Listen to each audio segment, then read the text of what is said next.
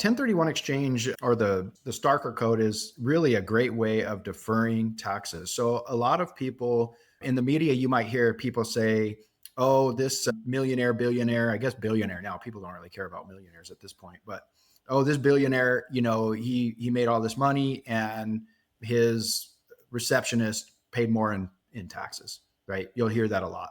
And the tax code is written in a way that is confusing as can be. Let's be honest. It is terribly difficult to dissect. There's people that dedicate their entire life in the form of CPAs to understanding and identifying ways of navigating the tax code. And there are some CPAs that have no idea how to manage a 1031 exchange. The first thing is that when you're looking at different tax advantages within real estate is find a good CPA, somebody who has experience with 1031 exchange. The idea of a 1031 exchange is that you're going to take an investment property that you've owned for at least 2 years. There's some debate on that. It could be slightly less, but for the sake of this conversation, you own an investment property for 2 years and you've received some equity in that real estate investment. Maybe you bird it, right? And you have a lot of equity from the rehab and renting and refinancing, but you want to trade into another real estate asset. So what you would do is you would sell the asset, and instead of paying 15 or 20 or 25% capital gain tax on the profit, you would take all of the proceeds and 1031 exchange it into a like kind property. And like kind just means at the same value or bigger. So it doesn't mean that if you sold a house, you have to go out and buy another house.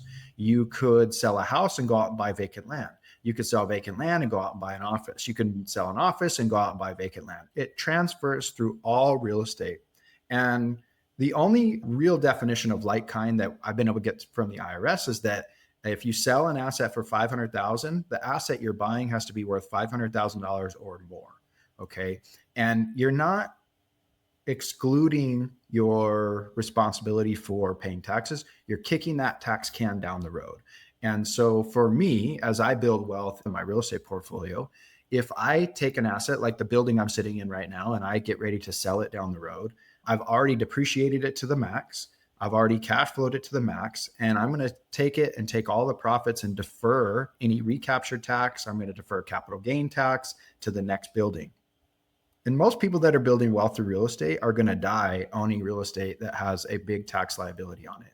And you're going to pass that on to your heirs or whatever charity you're donating to or whatever you decide to do with your wealth. But the 1031 exchange is a great way to, it allows you to get more buying power for your next investment. And so the IRS is not UNICEF. They're not doing this to be charitable. They're doing this because each time you sell a property, you're creating taxable income for the IRS. The real estate brokers are earning a commission. The appraiser is earning a fee. The title company are earning title insurance fees. Everyone's getting paid, and everyone's paying somewhere between 30 and 45% income tax on that revenue. And so then when you go to buy an asset, guess what? The real estate brokers are getting paid, the lender's getting paid, the title company's getting paid, the appraisers are getting paid. It's generating all this income that the IRS then gets to tax. They're giving you a slight break, and it's not even a break, it's just a deferment. At some point, the IRS is going to get their money, and the IRS is great at playing the long game. So if I build wealth over the course of my career, and let's say I make it to the ripe old age of 90, and I have a big portfolio built up, and I have all these deferments that are coming due. Well, guess what? When my grandkids or great grandkids inherit those properties, it's going to come along with a pretty large tax liability. It's going to impact generations to come. But the idea is that if I'm creating generational wealth, they're going to continue on that same path, and they're going to continue to defer, continue to upgrade. Hopefully my great grandkids will still have some kind of a portfolio that they're moving along and using these tools that are set up by the IRS.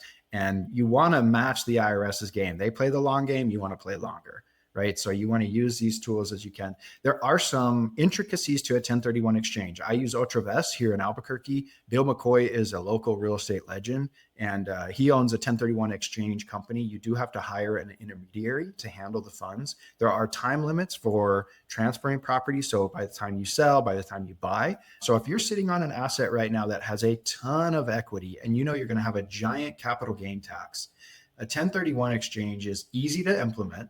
It just requires that you keep your money invested in real estate. And I'd be happy to help navigate those waters to get you from point A to point B with the least amount of tax liability that you can possibly handle. Hey everyone, Michael here with Absolute Real Estate. Thank you for watching. Do me a favor, like and subscribe below. And if you want more information on real estate and real estate investing, check out the links below, and I'll see you on the next video.